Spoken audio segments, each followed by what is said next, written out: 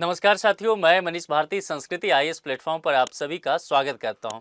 साथियों, जैसा कि आप सब देखे हैं कि बिहार में विधानसभा चुनाव संपन्न हुआ और विधानसभा चुनाव संपन्न होने से ठीक पहले इलेक्शन कमीशन ऑफ इंडिया के द्वारा एसआईआर किया गया। यानी कि कह सकते हैं कि वोटर लिस्ट जो है उसमें सुधार किया गया, शुद्धिकरण उसका किया गया। कुछ नाम जोड़े गए, कुछ नाम हटाए गए, कुछ नाम कट गए, है ना। जो दोहरीकरण था उसकी समस्या से निजात पाया गया। ये तमाम चीज़ें हुआ और सफलतापूर्वक बिहार में ये काम संपन्न हुआ भी। तकरीबन देखा गया कि 62 लाख वोटर जो है उनका नाम भी कटा और इसके वजह से बिहार चुनाव में जो फाइनल वोटर टर्नआउट था वो बढ़ता हुआ दिखा और बढ़ता हुआ इतना दिखा कि आज़ादी के बाद सबसे अधिक मतदान होता हुआ यहाँ पर नजर आया। हालांकि इसके अपने और भी कई कारण भी रहे और हमने सबने एक बात देखा कि ये मामला सुप्रीम कोर्ट भी गया। सुप्रीम कोर्ट में 11 डॉक्यूमेंट को लेकर के बात की गई और कहा गया कि 12वें डॉक्यूमेंट के तौर पे आधार कार्ड भी होना चाहिए, क्योंकि आधार कार्ड नागरिकों की पहचान की बात करता है, हालांकि नागरिकता की बात नहीं करता है। ये बात ध्यान रखिएगा, सुप्रीम कोर्ट ने अपने एक जजमेंट में ही कहा था। ये सारी बातें हुई, बाद में सुप्रीम कोर्ट का जजमेंट भी आया और 12वें डॉक्यूमेंट के तौर पे आधार कार्ड को जोड़ दिया गया, जिसे इलेक्शन कमीशन ऑफ इंडिया को मानना भी पड़ा। और उसकी सफलता के बाद फिर इलेक्शन कमीशन ने यह कहा कि जिस जिस राज्य में आगामी विधानसभा चुनाव होना है, हम सभी जगह एसआईआर का काम करेंगे। अब उसके तहत आपने राजस्थान में देखा काम शुरू हुआ, इसके अलावा जो है वो पश्चिम बंगाल में, चाहे वो केरल हो, हर एक जगह ये काम हम देखते हुए आए हैं। लेकिन एक राज्य है असम। असम में एसआईआर नहीं हो रहा है, जबकि होना तो असम में भी चाहिए। विधानसभा चुनाव 2026 में असम में भी है, लेकिन असम में एसआईआर ना हो करके कुछ मिलता जुलता काम इससे हो रहा है। उसको कहते हैं स्पेशल रिवीजन, यानी कि एसआर हो रहा है। ऐसा क्यों हो रहा है, इसके पीछे क्या आशंकाएं हैं, क्या वजह है, इसको समझने की कोशिश करेंगे। आखिर इलेक्शन कमीशन ऑफ इंडिया ने असम को ये विशेष छूट क्यों दिया, ये बंगाल को क्यों नहीं मिला, ये बिहार को क्यों नहीं मिला। दोनों तो उसके करीबी हैं। इस बात पर आराम से विचार करेंगे। अभी उससे पहले आपके लिए एक सूचना है, संस्कृति आईएएस के द्वारा आपको विंटर सीजन सेल दिया जा रहा है, जिसकी वैलिडिटी 5 दिसंबर तक रहने वाली है।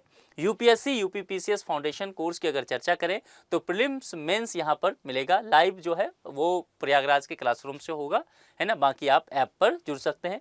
मोर देन 75% का ऑफ होगा। इस दौरान आपको 10% एक्स्ट्रा ऑफ मिल रहा है।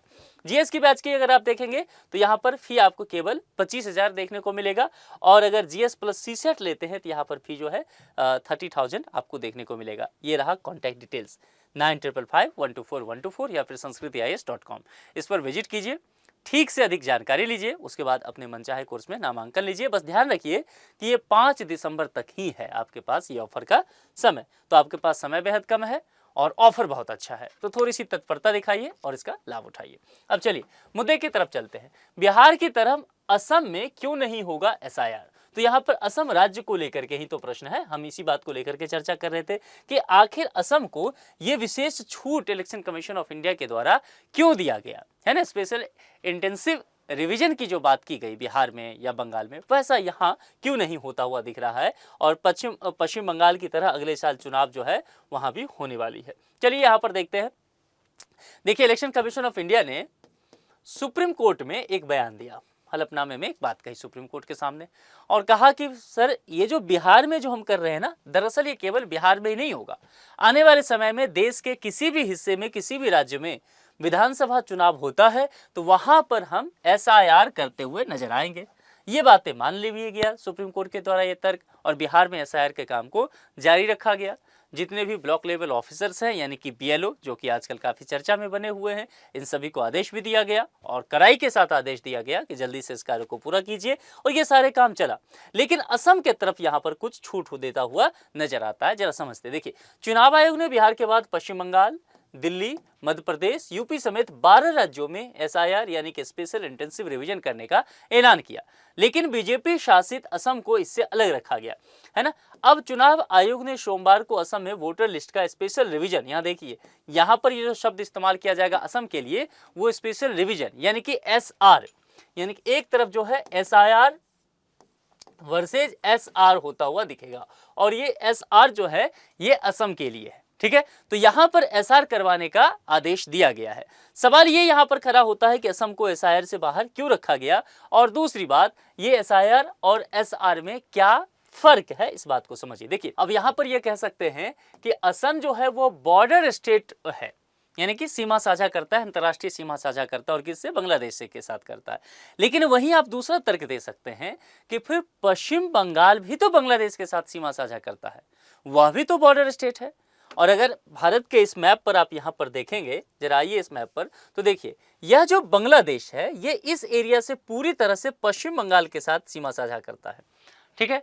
और अगर देखेंगे बांग्लादेश तो एक तरह से इंडिया लॉक कंट्री नजर आता है। तकरीबन 4,500 किलोमीटर सीमा साझा करता है बांग्लादेश भारत के विभिन्न राज्यों के साथ।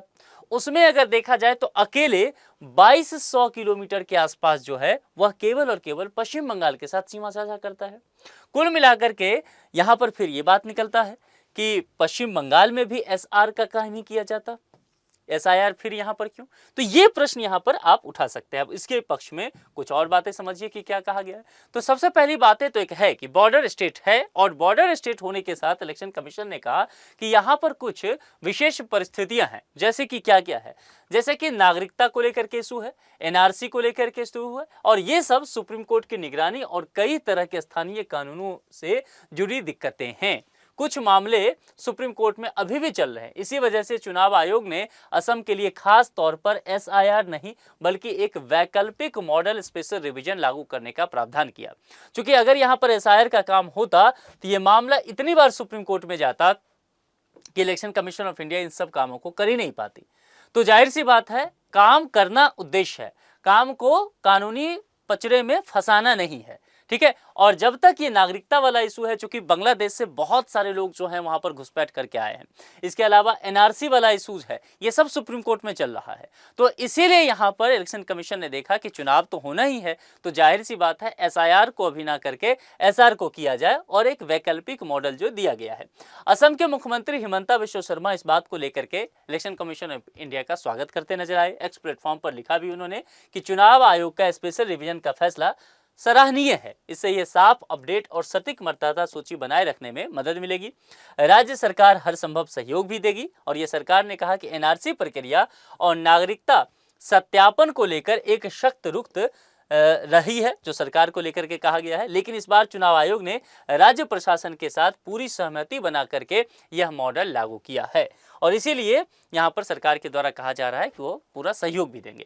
अब एसआईआर नहीं, स्पेशल रिवीजन, क्या अंतर है इसमें, इसको समझिए, क्योंकि सबसे ज्यादा महत्वपूर्ण यही है अब असम में जो चर्चा में चलेगा।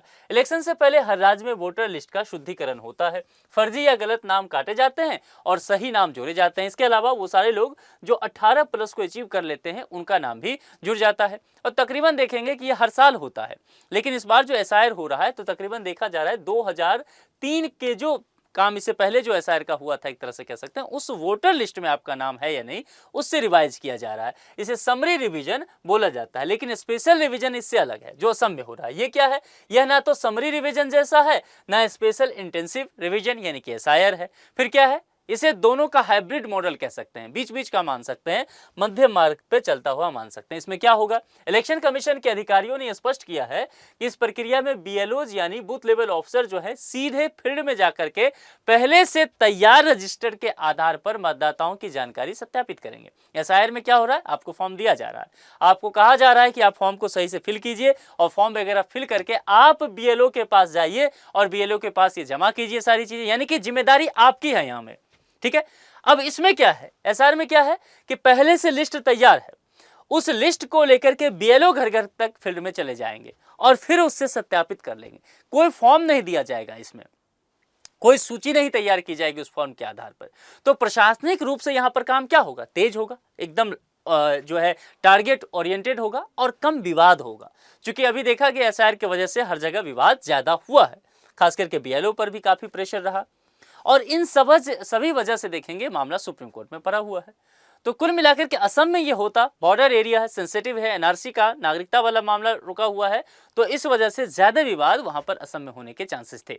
इन सब चीजों को सोचते हुए इलेक्शन कमीशन ऑफ इंडिया ने यह सोचा कि मतदाता सूची को शुद्ध करना ज्यादा जरूरी है, इसीलिए फोकस इस पे किया जाए। है ना। लेकिन एसआईआर कह सकते हैं व्यापक नागरिकता आधारित जांच एक है जो यहाँ पर नहीं हो रहा है। संभव है कि अगले बार ऐसा किया जा सकता है, जब ये सब दाव पेंच खत्म हो जाए एनआरसी वाला सब, तब हो सकता है इलेक्शन कमीशन का भी सोचे, लेकिन फिलहाल वहां पर ऐसा होगा। अब यहाँ पर स्पेशल रिवीजन इसको भी लेकर के टाइमलाइन बताया गया है, जैसे कि एसआईआर को लेकर के टाइमलाइन बताया गया, हालांकि अब तो बढ़ा दिया गया है। डोर टू डोर सत्यापन 22 नवंबर से 20 नवंबर तक चलेगा, जो कि अभी चल रहा है। इसके बाद 27 दिसंबर को 20 दिसंबर को जब ये होगा तो 27 दिसंबर को ड्राफ्ट वोटर लिस्ट जारी की जाएगी और फाइनल वोटर लिस्ट जो है 10 फरवरी को होगी। क्वालिफाइंग डेट 1 जनवरी 2026 रहेगी। यह समय सीमा चुनाव कार्यक्रम को ध्यान में रख करके तैयार किया गया है, चूंकि अगर असम का देखेंगे विधानसभा चुनाव तो वो 2026 में ही होना है। तो कुल मिलाकर के यहाँ सारी चीजें जो देखेंगे वह कुछ सेंसिटिव इश्यूज को देखते हुए किया गया है। असम में एसआईआर क्यों नहीं, इलेक्शन कमीशन ने इसको लेकर के क्या जवाब दे दिया, ये देखिए। मुख्य चुनाव आयुक्त ज्ञानेश कुमार ने कुछ दिन पहले ही स्पष्ट किया था कि असम की परिस्थिति देश के अन्य राज्यों से भिन्न है। नागरिकता कानून के तहत असम के लिए अलग प्रावधान है और सुप्रीम कोर्ट की निगरानी में नागरिकता सत्यापन प्रक्रिया भी अंतिम चरण है। ऐसे में 24 जून को जारी एसआईआर का आदेश एक समान रूप से असम पर लागू नहीं हो सकता था, क्योंकि सुप्रीम कोर्ट में मामला अभी है। असम एनआरसी विदेशी नागरिकों की पहचान और नागरिकता विवादों के कारण वर्षों से संवेदनशील राजनीतिक जमीन जो है वहां पर रहा है। ऐसे में कोई व्यापक मतदाता सत्यापन प्रक्रिया कानूनी जटिलताओं में फंस सकता था और इसीलिए चुनाव आयोग ने मध्यम मार्ग अपनाया कि किस तरह से असम में जो है आप एसआईआर ना करा करके एसआर करा लीजिए, ताकि एक तरह से देखा जाए तो लोगों को अधिक परेशानी ना हो और मामले सुप्रीम कोर्ट वगैरह में ना जाए, विवाद में ना पड़े और समय रहते हुए सत्यापन का काम किया जा सके। इस विषय पर आप लोग क्या सोचते हैं, कि आपको भी लगता है कि नहीं इलेक्शन कमीशन ऑफ इंडिया को सभी राज्यों में एक सा नियम कानून लागू करना चाहिए था, और असम में हुआ तो फिर पश्चिम बंगाल भी तो बॉर्डर स्टेट है, वहां क्यों नहीं? आपके जो भी विचार हैं कमेंट बॉक्स में लिख करके बता सकते हैं। ठीक है, आज के लिए इतना ही। जुड़ने के लिए आप सभी का बहुत बहुत शुक्रिया। संस्कृति आईएएस चैनल को सब्सक्राइब जरूर कर लीजिए। Thank you so much.